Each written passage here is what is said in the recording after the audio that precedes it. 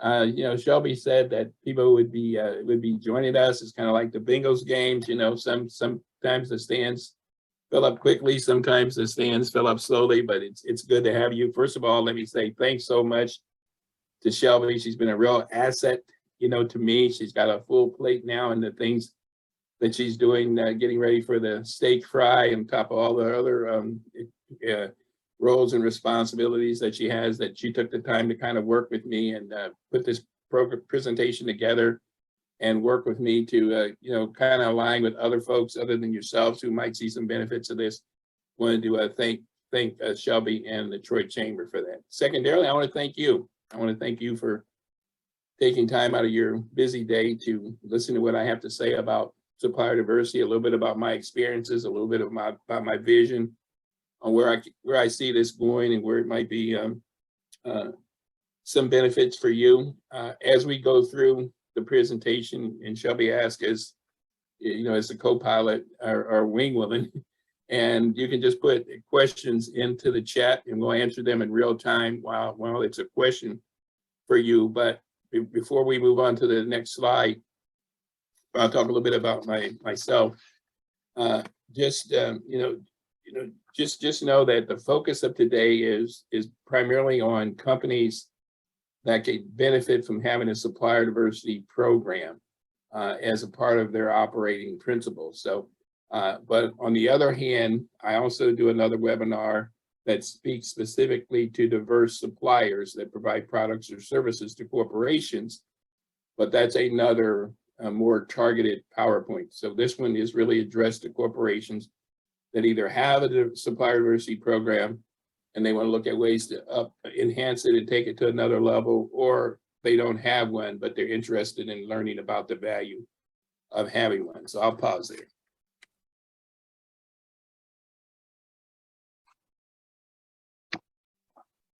Okay, little bit about myself.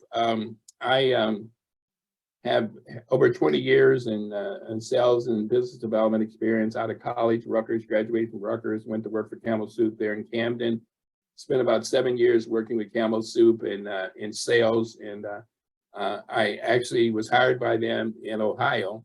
And little background on me: I used to be a bag boy at Sweeble's Food Liner. Some of you that are new, you probably have no idea what that was like, but it was an IGA store, that I worked there, cut my teeth, and Max and Joe Reardon and all those folks. So I had a lot of experience working with them. Good people to me. So have fond memories of Troy. Grew up there, lived on Fountain Street, West Main Street. So have a real history in Troy. So after I left Campbell Soup, actually Mars recruited me from Campbell Soup, and I spent 31 years working for M&M Mars.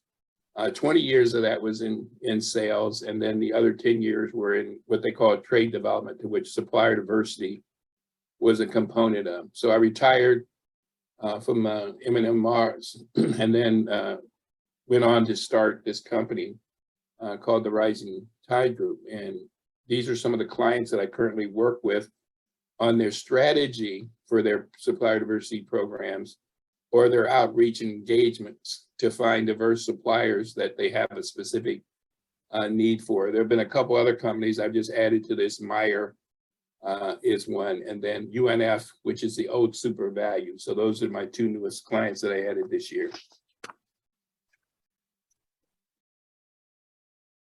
So what we're going to talk about today is what is supplier diversity. We're going to talk about how it's evolved and what is the current migration phases. What is a diverse business? When we talk about supplier diversity, what exactly are you talking about? So you're going to get a little overview of that. And why is it important, and why should a corporation be interested in starting a supplier diversity program or enhancing their current supplier diversity program? And then most importantly, the benefits for these companies doing business with diverse suppliers. So Shelby, why don't we go ahead and key up the what is supplier diversity video, if you could.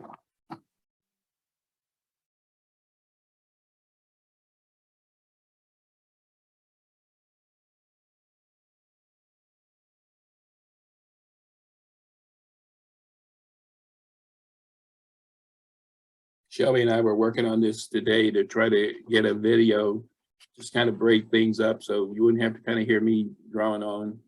It's a pretty good video on YouTube that kind of brings some energy to describing what it is.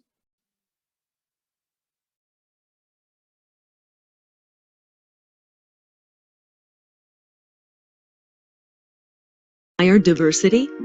Supplier diversity is equaling the playing field so that everyone has access to the same opportunities. Supplier diversity is a strategy that seeks out and welcomes diverse suppliers regardless of their ethnicity, gender, or socioeconomic status. Diverse suppliers are defined as businesses 51% owned by a minority, woman, LGBT, veteran, service-disabled veteran, disabled, or historically underutilized business. Organizations benefit by gaining access to innovation, fresh ideas, and extraordinary capabilities. This may all translate into additional competitive advantages, increased value to supply chains and stakeholders. Supplier diversity is an intentional strategy that drives change and encourages the inclusion of often overlooked suppliers with exceptional capabilities. Secondly, it can be a low-risk, cost-effective discovery process for ideas, concepts, and insights that may never be encountered otherwise. How can this work in reality?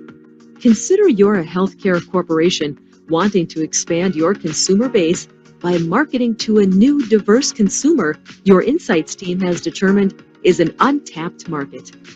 To help create a multicultural strategy to engage this new consumer, your procurement team aids with finding multicultural agencies, not only diversely owned, but specialize in knowing how to engage consumers. In identifying a diverse agency, you are now able to enhance this new customer's experience and, as a result, achieve record-breaking customer satisfaction, loyalty, and differentiate yourself from competitors. Supplier diversity is a business process and strategy sustained by vendor diversification, feeding a pipeline of ingenuity, empowering all communities to thrive. Thank you. Thank you for that, Shelby. As you kind of navigate us back to the evolution slide, I'll just add that I think the key takeaway from that whole video to me was a diverse supply pipeline. Yeah, that's the one there. So let's talk a little bit about the evolution of supplier diversity, because it's been around since the early 60s and 70s. And quite frankly, it was Richard Nixon who is given a lot of credit for this whole idea of supplier diversity. A little bit of background on that. There was a lot of economic development taking place with new roads and highways being built, infrastructure being put into place. And Richard Nixon saw this billions of dollars that were being spent, but he didn't see where that was an equal playing field as far as allocating the spend for those dollars across the diverse classifications that you just were aware of in the video. So he established an era at one time it was a set aside, and then the Small Business Administration was established to kind of help that. And then that's when Richard Nixon put the Executive Order 1145-8 into place, demanding or requiring that there be a equal distribution of these federal funds to diverse business. And then there was some creation of some other federal agencies to make sure that, from an oversight standpoint, that those funds were properly allocated. And then we move into the compliance era, which is 1978, and then it had to be legislated to have some inclusion. And then we moved into the access area, where the National Minority Supplier Development Council, Women's Business Enterprise Network Corporation was established, and a supporting Veterans Association. And the reason that these advocacy groups were put into play was to ensure that when somebody said that they were a diverse supplier, that they had been certified. So these are really certification agencies, because there was a period of time where, some of that is still going on, where these federal dollars were allocated specifically to those diverse classifications that you saw earlier. But there were people stepping up and saying they were diverse, but they really weren't diverse, or they were hiring somebody to put on the front of being diverse, but they really weren't diverse. So these advocacy groups were put into place to make sure that these businesses that claim to be diverse were diverse, and there was a certification process. And I'll talk to you a little bit more about that later on. So then when we move into the business case era, there was this whole conversation that goes, okay, well, it's really great that you're doing that, but let's move away from the affirmative action and the set aside and try and tie this spend to actual business solutions and innovation and align with corporate citizenship. And then the tier 2, I'll talk to you a little bit about that later. And now we're kind of moving into the era where we are right now. So you can kind of see the timeline. We're in the area right now where it's a value proposition. It's really getting to the nuts and bolts of everything. Yeah, I'd like to bring on diverse suppliers, but I'm not going to minimize my requirements or do anything special just to bring them on or get them engaged in my company. They got to march to the same tune as current suppliers, or the expectation that we have from a supplier. So that's where you get the value proposition era and the contribution to corporate objectives, and then of course the impact of economic development. For me, this is the most important slide in the whole deck that we'll go through. There'll be a couple others, but this is one of the main ones. So what is it? It's moved, as you saw in that graph, to that slide before, to be more of a strategic business imperative. And just think about it. When I worked with CVS Health, when I was retained to help them, they have for building their new stores, they have about $1.7 billion that they spend in building new stores. It costs about $7 million to build a store from ground up. It costs about half that to renovate a store, and then about a half of that half to rebrand the store. And rebranding is simply where they go into they buy an existing store chain and then just rebrand it as CVS. So when I first started working with them, they were a little bit apprehensive to really work with diverse suppliers, because they had some perceptions and even some bad experiences. But I think the VP there now of construction and property management, he says that it just makes sense that we hire and retain and include people in the communities where our stores, distribution centers, and other support mechanisms are loaded into our procurement process. So he really got it after about a few years. He really got that there's some really importance of including people that buy your products or support your company in stores or in locations where you're operating. So you can read the other comments in terms of what it is, but what it's not a handout. It's a hand up, not a handout. It's not a set aside or pass through any longer. It started out that way, and it had to start that way just to make sure that people got a fair shot. And there's still challenges out there getting that fair shot, because there are a lot of shell companies or front companies that say they're diverse, but when you dig in, they're really not. It's not a social program. It's a compromise on quality. You don't have to compromise on quality or service. I think I mentioned that earlier. And there are supplier diversity teams in place with a lot of corporations, and I'll talk to you a little bit about that later on, to make sure that if there is a diverse supplier that's trying to do business with your company, that they have a pathway to do that.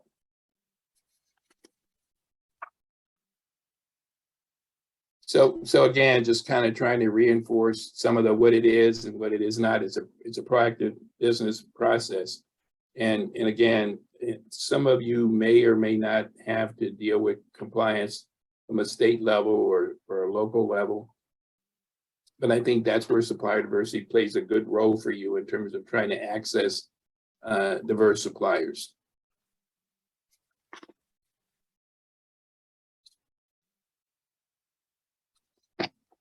So what is a diverse business? And this is what's really interesting, and I think kind of surprises a lot of people, because I think you go into this thinking maybe it's a focus on minority owned, but it's encompassing of women owned, veteran owned, LGBTQ owned, disability owned, and disabled veteran owned. Now, I will say that where the greatest uptick is taking place right now is the LGBTQ owned, disability owned, and disabled veteran owned. These classifications within supplier diversity for many years haven't gotten their fair due or opportunity to do businesses with the major corporations that I'm working with and that others are working with. So these groups are right now really benefiting from the additional attention that they're getting. So when you define it, it's 51% owned and operated and controlled by a historically or currently disadvantaged member of the population. And you can see the classifications there on the second chart. And then here's the piece I mentioned to you in that slide earlier. Just to make sure that you are a diverse business, there are certification agencies out there to ensure that that happens. And I'm going to dig into those a little bit on the next slide. So these are advocacy councils and certification organizations. And as you can see just in the content of the description here, they're all representative of those classes, and corporations require that you get certified through these types of private certification organizations. Now, a lot of companies, don't get me wrong, also accept other certifications like state, local certifications. But if you really want to get attention of, say, the big corporations, they would prefer you go through a third-party certification agency, like one of the ones I have listed here. Well, why? What's the difference between them and me getting certified by a state or city or other local organization? There's a lot of differences. One of the biggest ones is that they actually physically come out to your site and do a site check. So when I first started this business in 2010 and became certified with the National Minority Supplier Development Council, which is underneath WeBank there, they actually came out to my home here and did a site check to ensure that not only was I diverse, but that I had an actual business. Also, in preparation to support that I was diverse, there was a lot of information, from passports to birth certificates to a whole bunch of different information that I had to provide to make sure that I was definitely a certified minority. In any one of these classifications, those types of support documents are required. So what's the process to be certified, and kind of what does it cost? Well, it ranges anywhere between $350 and $600, depending on the size of your business and the programs that you want to take advantage of that they offer. And then there's a recertification process every year. I have to become recertified, every year, and it's only a couple $100. But this is not a situation where they come out, certify you, and walk away, and that's it, because they've been burned too many times. So also, it's important to corporations that if a supplier says they're diverse, that they really are diverse, because if a company such as, say, M&M Mars or CVS Health does business with a company that says they're certified and it's found out that they're not certified, that's a public relations disaster for that company. That's why they prefer that you go through a third-party supplier, like a certification agency, like these that are mentioned here. I just focused on the certification benefits or requirements. I didn't get into the other benefits that being a member and certified through one of these organizations brings you. As I said, that's another whole conversation that's more focused on the diverse supplier. Hey, Tom, we do have a question here. I'm going to put this out. Can you hear me? Yeah. Okay, awesome. So Betty had talked about how costly it is for women-owned businesses to get that certification. Are there other ways to become certified? Yeah, I mean, there's state. I think on your website you directed me to. I think there's a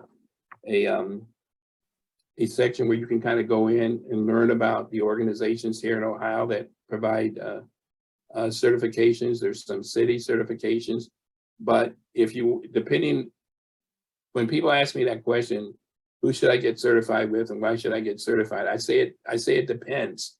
It depends on who you want to do business with and what their requirements are. And I think that's kind of where I would start, because every company that you would want to do business with doesn't necessarily require that you get one of these certifications that I have listed here. But if you want to do business with the P&Gs, the Procter and Gamble's, the General Motors, and I don't know about the Hobarts and some of the other folks located there, but they want you to be certified through one of these major organizations. I'll be happy to provide Shelby with a list of other certifying organizations beyond this to share with the folks that are on this webinar.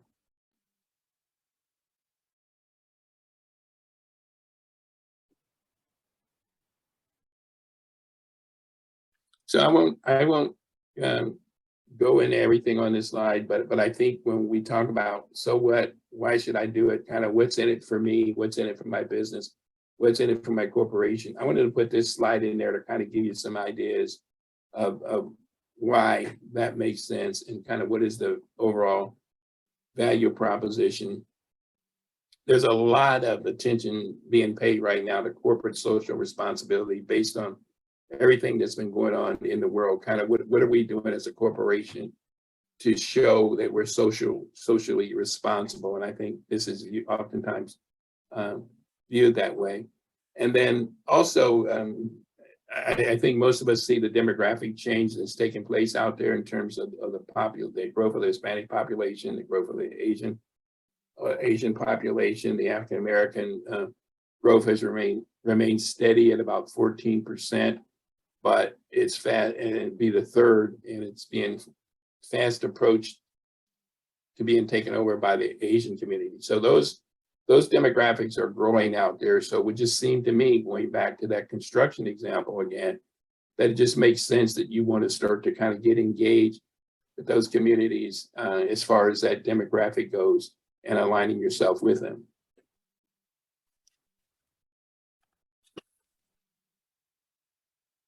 So again, I find it very beneficial to kind of give folks as much as I can around the value, the principles of it, and why it makes sense for you to kind of at least consider it. And this is one of the charts that provides some additional content in detail around that. What I often say to clients is, I don't want to chase you to talk about the value of supplier diversity and why you should consider having a supplier diversity program. And they're all different levels that you can come in under, and I'll show you that later on. I much prefer people that say to me, that's interesting, tell me more. And something that I really need to learn more about. If I'm not ready now, maybe I'll be ready down the road in the future. But this is kind of, where I land. I like you to get to the point where interesting, tell me more. And this would fall under some of that tell me more content. Again, what are the benefits of doing business with diverse suppliers? The flexibility, the innovation, agility, and resilience, and of course, the competition. They force some of your incumbents to, to step up and step up their game, and maybe even kind of tap into utilizing some of these diverse suppliers. There's a lot of flexibility in terms of them being smaller in size, that they can pivot and adjust to what the needs are. And we saw a lot of that when we talked about the pandemic and some of the supplies that were necessary some of the products that were necessary to help us through that whole pandemic, hand sanitizers and things of that nature. A lot of small companies were able to kind of pivot and provide major corporations like Kroger and a lot of the medical hospitals with those supplies that they needed to make sure that the mask and the sanitizing lotion and things of that nature. And then the other thing that diverse suppliers bring, and there are many, innovation. And what that means to me is a lot of these stories that I've heard, pitches that I've heard from diverse suppliers have been centered around they created a product out of necessity, whether it was a shampoo, whether it was a facial cream, whether it was a soap, that they couldn't find in the stores because maybe they had a personal issue with some of the products that that were being out there, or maybe they had a child that has a specific need, but they went and created something. And I see a lot of that. And one of the things the greatest story that I have in that is the whole story of Spanx, where this very innovative woman came up with that and took it to like over $1 billion company right now. So that's kind of innovation that I'm talking about. That was a small business that evolved through innovation, and all these circles that you see. Spanx is the greatest example that I come up with that. And by the way, they have them for men now. My wife told me.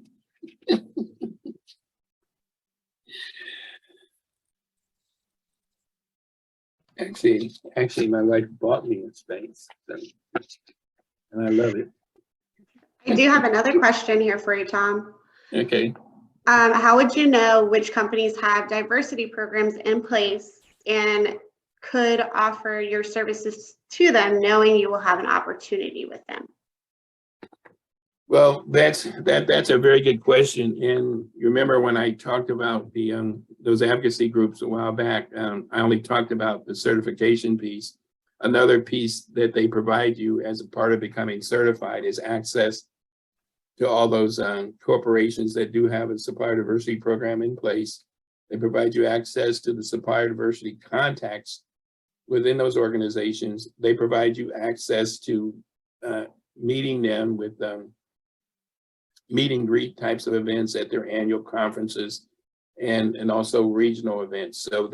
So more than just certifying you, they provide you with access, contacts, and opportunities to meet with them in one-on-one meetings. So that's another one of the many benefits of aligning with the third party's certification organization.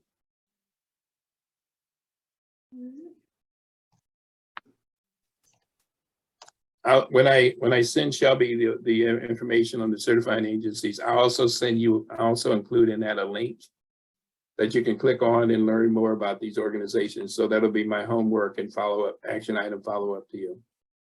So what are some of the trends right now in supplier diversity? Well, we already talked about it in the flow chart earlier. There's a paradigm shift from compliance to market-driven programs. And I thought that this is kind of really interesting when I'm talking to corporations about diverse suppliers. There's a rise of the mega diverse suppliers. Now, this is just NMSDC, National Minority Supplier Development Council. They actually rate their suppliers by their annual sales. And you can see there's 42% that are class 1, and that's sales less than $1 million. And right now, and this is dated information, they have somewhere around 5,000 suppliers that a corporation can tap into. And then you see the class 2. But what I really want to illustrate from this slide, to remove out any perceptions that supplier diverse suppliers don't have the bandwidth. And keep in mind, this is just one of the many organizations that I showed you in those earlier charts. We have over 20 diverse suppliers with sales over $1 billion. Now, obviously, those are in different products and services categories, but I think when you look at it, it kind of opens people's eyes, because there's this perception of perhaps maybe these are minnows and not big fish. There's an increased focus on tier 2 spend tracking and reporting. I won't get into the details on that right now. But it's when I do the next one, and speak specifically to diverse suppliers trying to do business with major corporations versus corporations that should consider adding a supplier diversity program. I'll get into more detail on that. There's a change in right now in terms of the titles of most supplier diversity organizations that are part of a major corporation. They're called a program manager. And right now that title is evolving to more of a community engagement title. In fact, I'm having conversations with CVS Health now in Merck. What do we want to call ourselves now? We don't necessarily want to call ourselves supplier diversity anymore. Let's find ways that cast a broader net and talk about more of a community engagement on more of a grassroots level so that we can get closer to the community, which is representative of our customer base. This is one ESG that's just beginning to take off this year. It's environment, social, and governance. And I'm working on a chart right now to kind of put the details under each one of these. But the reason that this ESG is important right now is that right now, when you look at supplier diversity, the budgets and the costs surrounding it, it's kind of looked at as a cost center, which it actually is.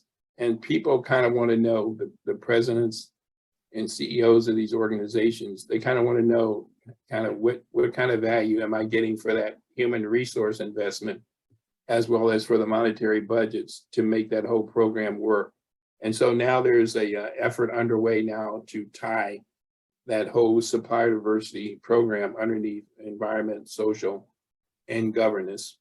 And then the final piece there are a lot of companies that are going global with their supplier diversity program. For example, Modalese, who used to be the old Nabisco, for those of you who may be familiar with them. I worked with them on a project. They wanted to do some work in Brazil, I think China and Australia. And I found that about 55% of their revenue and profits were taking place internationally. IBM the same way. So there's another visual of kind of where supplier diversity is heading. There's some pretty interesting ways they look at supplier diversity in places like India, which I've done some work there too. So it's just kind of shows you the growth of it.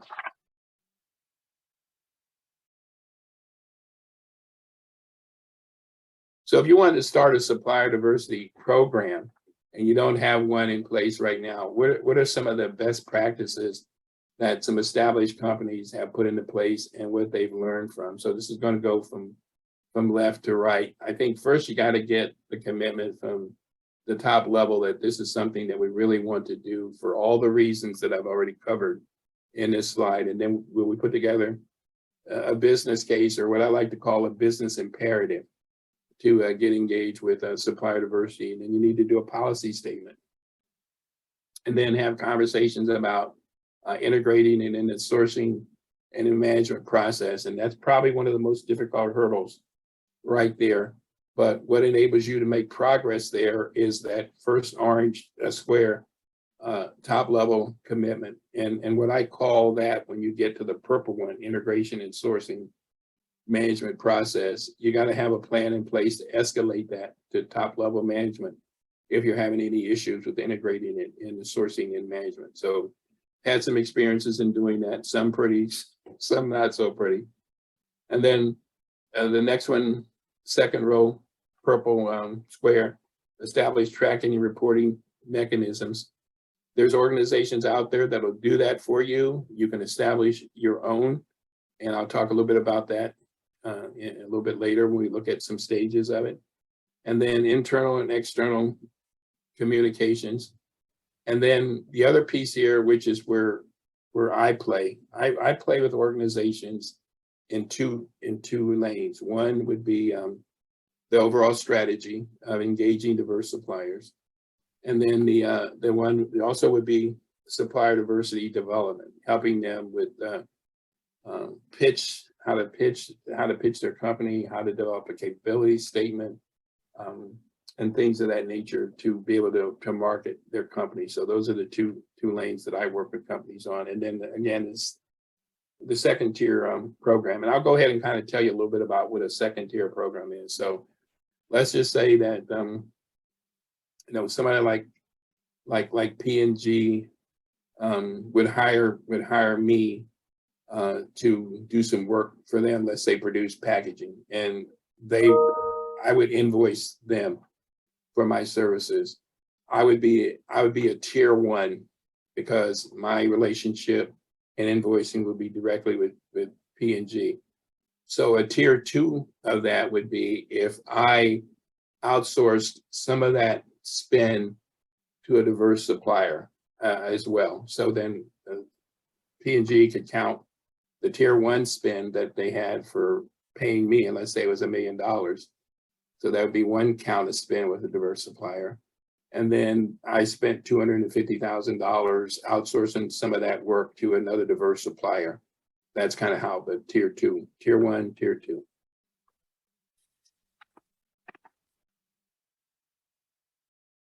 So what are some of the hurdles and the common challenges? Well, identifying the business case or the business imperative, opposition to change.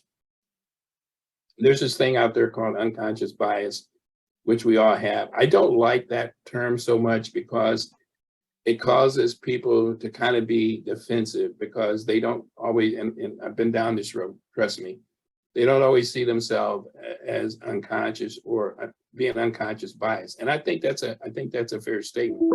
But the better word I like is perceptions.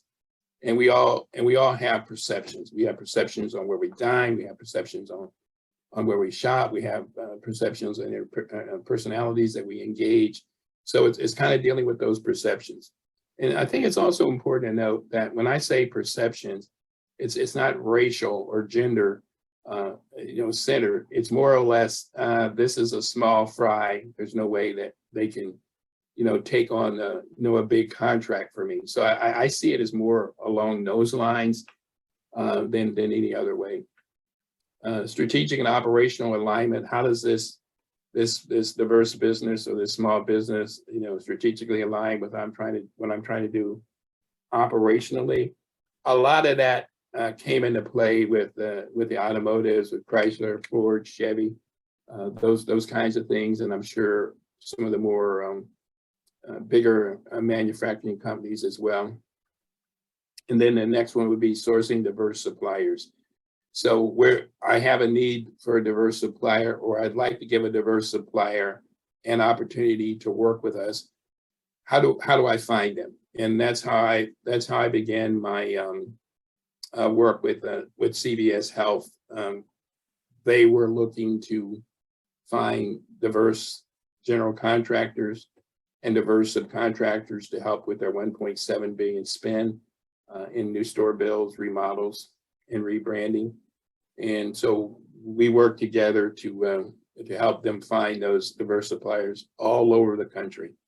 So that was, and I've been with them 8 years doing the same thing. Supplier readiness and preparation. I think if you're going to commit to a supplier diversity program, then you're going to have to be willing to kind of provide some support in making sure that they're ready and prepared to do business. And a lot of companies put on a WebEx or a seminar or give you an opportunity to have a meeting with them where they have a term of how to do business with us, how to do business with Kroger, how to do business with P&G, how to do business with M&M Mars, how to do business with Hershey, how to do business with Toyota, so forth and so on. And they go into great detail around the processes and the steps. And if it's a big enough contract, they even go into the RFP process, what that looks like. So the companies that are really doing well, they'll kind of address all these areas that I have listed here.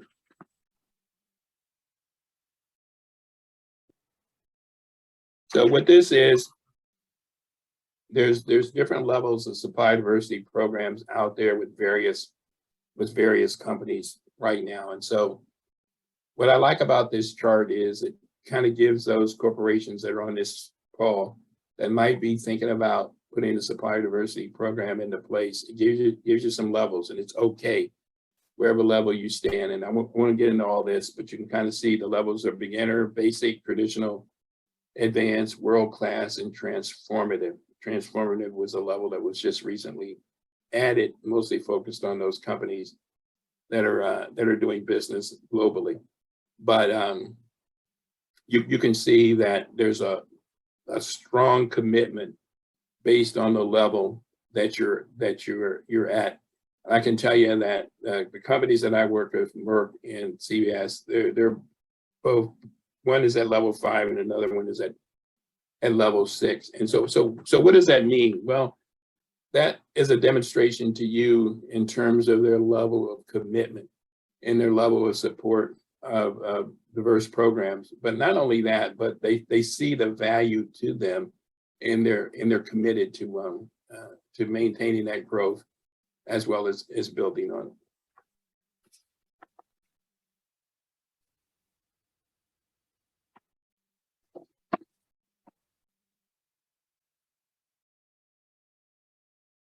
Okay, in the end, this is what it's all about, kind of getting to the end, and I kind of wrap up by saying that this is kind of what it's all about, getting to the win-win, impact the supply chain, competitive advantage, increase market share, economic development, and meet compliance goals, particularly for state and federal opportunities, and create a sustainable initiative.